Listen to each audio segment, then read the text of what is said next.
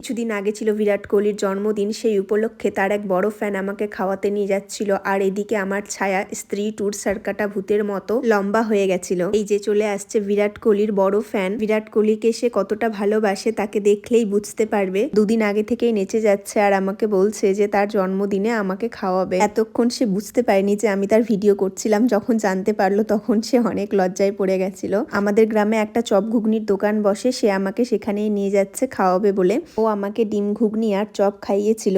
ব্যক্তিগত কারণে কিছুদিন থেকে আমি ডিপ্রেশনে ভুগছিলাম, কিন্তু এই দোকানে এসে এমন এক জিনিস দেখলাম যা দেখে সঙ্গে সঙ্গে আমার ডিপ্রেশন দূর হয়ে গেল। ভিডিওতে তোমরা যাকে দেখতে পাচ্ছ ও আমার থেকে 1 বছরের বড়, কিন্তু আমার সাথেই পড়াশোনা করত। ওর ন্যাড়া মাথা দেখে ওকে জিজ্ঞেস করায় জানতে পারলাম যে ওর ব্রেস্ট ক্যান্সার হয়েছে আর একটা ব্রেস্ট কেটেও ফেলে দেওয়া হয়েছে। তখন বুঝতে পারলাম ভগবান কাউকে বাঁচতে দেয়, কাউকে বাঁচতে দেয় না। আমাকে বাঁচতে দিয়েছে, তখন আমাকে ভালো করেই বাঁচতে হবে। দুই বান্ধবী খেয়ে এই বান্ধবী